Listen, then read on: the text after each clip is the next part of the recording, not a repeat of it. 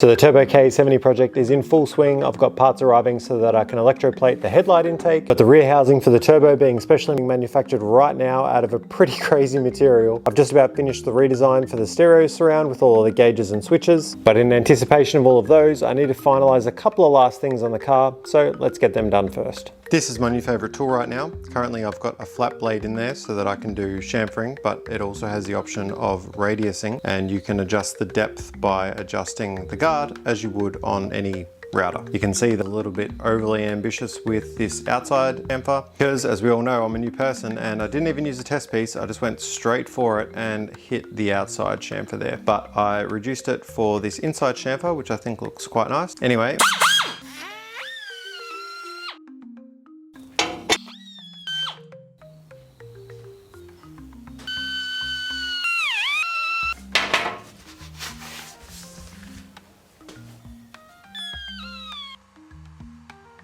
Has come out really well. It makes all my other hand machined is a bit generous. My hand cut areas look much worse. I'm going to put a few more tacks on here. Ideally I would make a jig so that when I weld it, it won't warp. I may still end up doing that, but for now I'm just going to put a couple more tacks on there, put it back on the car, make sure everything's all good for one final inspection, and then if I'm happy, I'm going to weld it for good.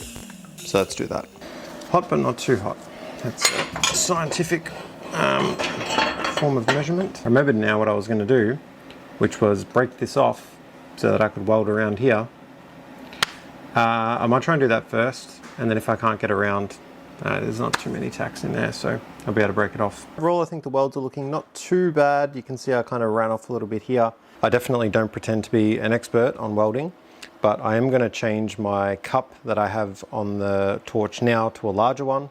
I think I've also undercut, well, I don't think I can see that I've also undercut this one a little bit. So I'll probably do another pass over and make sure that I fill it better. But I'm also going to use that larger cup, which I'm hoping will help me with the coverage from falling off. The final thing is that I've been using this torch since I bought the welder, which was like over 10 years ago, and it's broken. If you've got a suggestion on a torch, let me know. More flow. And I've upped it now to about 16. Still not loving that. Guess I'll up it again.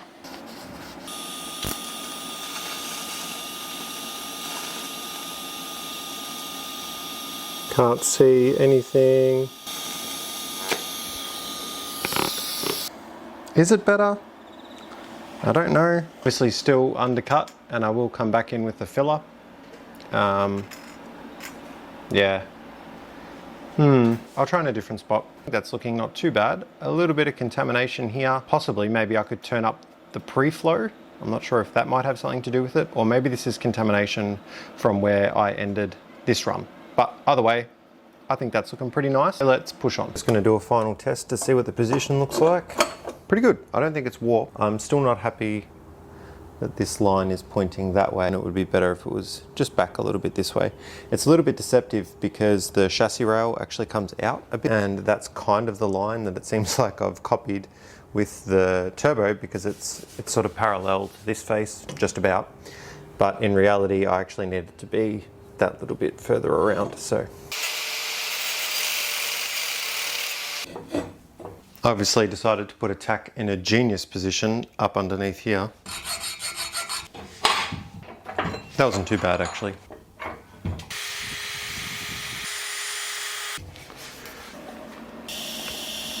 It's not bad.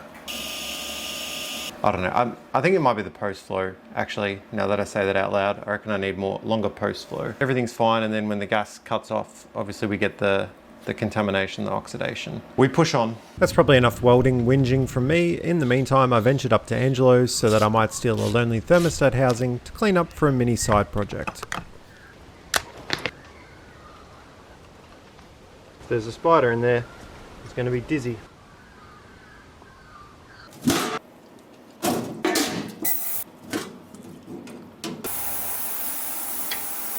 We'll come back to that shortly. Let's actually put some stuff on the car. Finally time to start plumbing things up. I mentioned in one of the previous videos that Raceworks had helped out with a couple of fittings.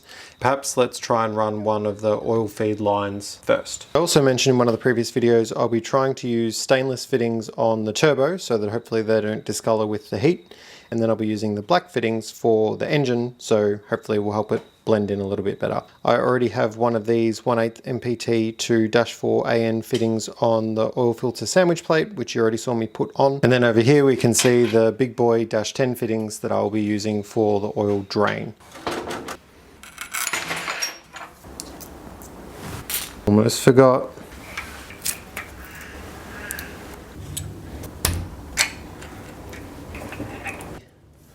Let's see how we're looking over here. I'm just getting a feel for how I want everything spaced out.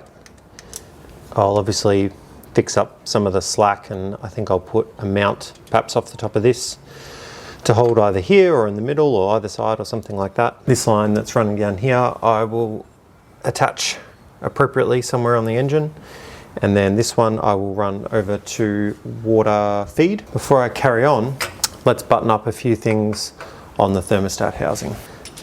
This is another Raceworks fitting. This is an adapter to go from M16 by 1.5 to 1/8 MPT. The fitting that was in here was one of the sensors, which is obviously the M16 thread, but I would like to change it to an aftermarket sensor, hence the adapter. And then, as I also mentioned, I'm going to keep the factory water temp sensor in the dash, and then I would also like to run the aftermarket one of that. So I'm thinking I might put a T-block on here. I'll see how that looks now. But you know, we are meant to be building a race car, not a show car, but yeah, I don't know. I don't know how I feel about that there. I'll leave it as a placeholder because I will need to work around it if I do plan to keep it, so it can stay as it is. Hopefully I don't break this sensor, which I don't think I will. Famous last words. So I need to put the thermostat back into the thermostat housing, and there's a couple of things that I wanted to mention with that also. So if you're not familiar, in here is where the thermostat goes. Without your thermostat. God, how does he always know? Brain implant, Meg. Every father's got one. And I'll show you what that is. Thermostat that I removed from the car in the earlier video. It controls the flow of water from, or coolant from the engine, and when it goes through your radiator. And when it gets to a certain temperature or above a certain temperature, when it exceeds a certain temperature, it will open, allowing water to, or coolant to flow through it. So I mentioned that this is the sensor that I removed and I've replaced with that adapter bung. Here is the piece that you also saw me pull out in that earlier video and that I machined a new barb for, which is this guy right here. However, when I made that, quite a number of you messaged me about your thermostat housing on your K engines and how that you can't get any replacements for them because they're no longer available. And I was trying to think about how I might be able to provide some of those parts to you efficiently. Me manufacturing them myself is not something that's feasible. However, what I have decided to do is put the files up available for download on my website. And I've also partnered with JLCCNC to help you machine them. And they did a better job of machining them than I did. You can see there's a whole range of options for materials, and getting a quote and placing an order was about as simple as it can get. I just dragged and dropped the step file in here, and once uploaded you can select from a range of options, materials, finishes and details. Naturally, as this part is pretty simple, we don't have to get too crazy for any of those, but I have got a couple of other ideas in the works as well, which will definitely need some more detail. Once you've ordered the part, then you'll receive updates throughout the process of where it's up to in the manufacturing chain. Shipping was incredibly fast and I had the item in a matter of days. JLCCNC has also provided me with a few coupons for you, and new users receive a $20 no minimum coupon, which I think should make these outlets pretty cheap for you. There you can see that is considerably nicer. Back to the thermostat, you can actually get different temperature ratings for these. Let's have a look at what that actually means. What you can see here is that there is a temperature rating for this housing, and it is 82 degrees C. Don't tell my wife, I've got another idea.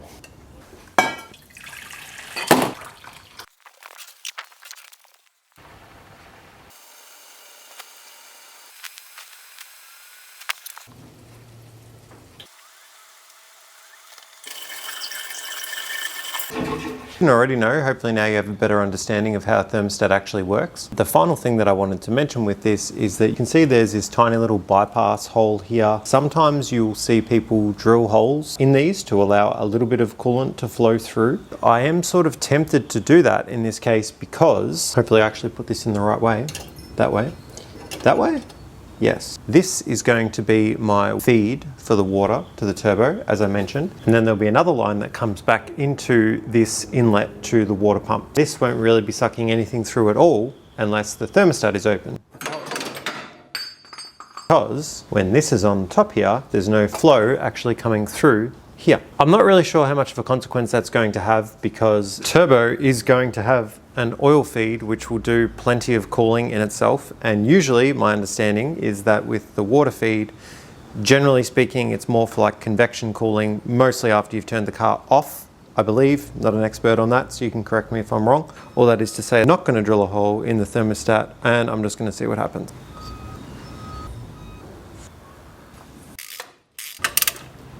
It's probably time to also talk about the thermofan, which is not going to fit. And I've just realized for some reason I've ended up with some extra long water temp sensor. You know what? This can go in. Okay, no, I really think that I'm getting a bit carried away with it all. Believe it or not, I have a tendency to do. This guy in here. And then I could even get another one of these adapters and replace this factory sensor. I know what I said earlier about having them to compare against, but it's probably just unnecessary. Yep.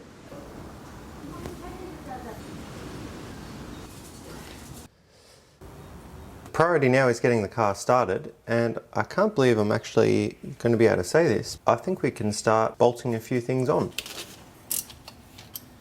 Ugh.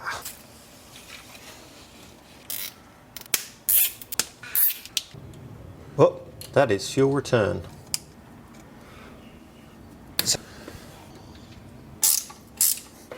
Ensure that everything is going to fit. So going to start mocking up where some of the sensors are going to go for the gauges. This is for oil pressure, and my understanding is that normally you're meant to have a little bit of a standoff, so like a hard line or something running from this to your engine, because the vibrations can affect the reading. I'd actually like to see that happen, not that I believe it doesn't, but I've never done it, so I'm going to try it. So I'm going to hard mount this, but I'll also start preparing a line and stuff for the case where I need to remove it and remote mount it.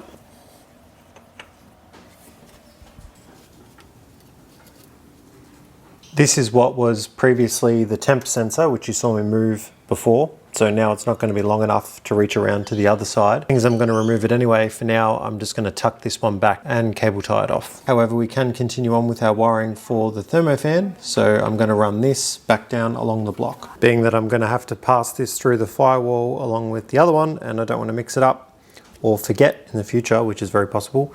Sometimes I like to just put a little label on there so that I know. This is for the heater core, which I have mentioned before that I would like to change. The engine bay is starting to look all messy again. That's right, one thing at a time. Down here we can see where I've temporarily mounted the connector for the thermofan. I think I'll probably adjust this design in order to accommodate it a little bit better, I think, but obviously cable tie works well. No one's probably going to look anyway. One of these wires will need to go to ground. One of them will need to go back to the switch, but it will also need to be split with the temperature sensor switch.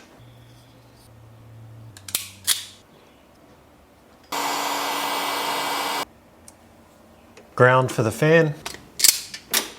This isn't even a proper ground. It's still painted. Right, okay.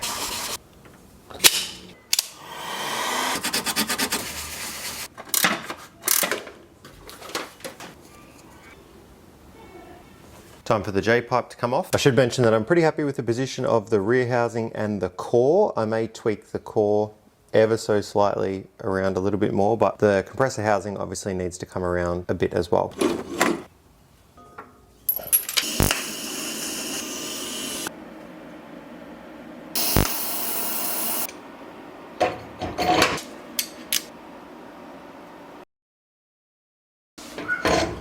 This is extremely scientific.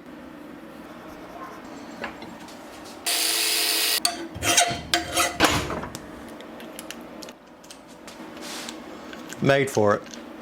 What's that saying? A grinder and paint makes you the welder you ain't. Just about time to put it back on the car. Before I do that, it's probably time that I button up the last few bits and pieces here. Obviously I painted these surfaces, which will come off pretty easily with a little bit of sandpaper. Although I am going to be using metal gaskets that I'll probably put some copper spray on anyway, so I think it will seal fine. I probably will clean them off. I'm not quite sure yet. That's what it is for now.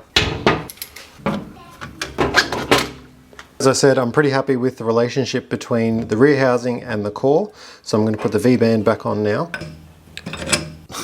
And then this stud on the V-band is broken. Oh my god. Oh, it's endless. Okay, fine. That's fine. That's fine. I will adjust this when it's back on the car, but you can kind of see in here, there's a circlip that I'll be able to loosen to twist the compressor housing.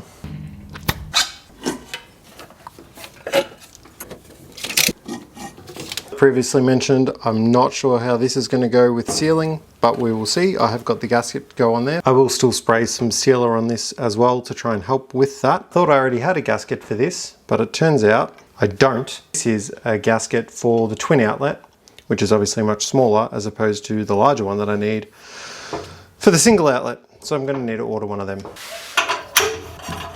I may end up regretting this, but I'm just going to drive this guy home into here and hope that it seals.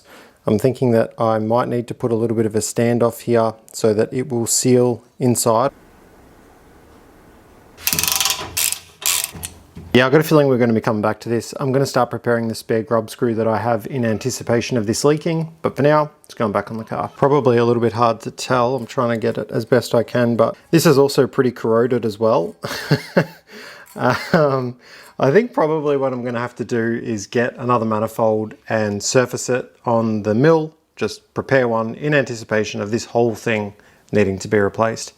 But at least in the spirit of the cheap DIY kind of aspect, you can see what I'm working with here. Before I mount everything back up with all of the gaskets, I need to sort out what I'm going to do with this battery relocation. I really dislike this fuse box and where it is. I'm thinking that I'm going to repurpose these, which are essentially just relocation terminals, to put them possibly power from the battery relocation to here and then join it back up to power coming out of the fuse box. I'm very tempted to try and move this into the cabin, but that will obviously mean a whole bunch of reworking wires and all that sort of thing, and I'm not sure if I can be bothered doing that.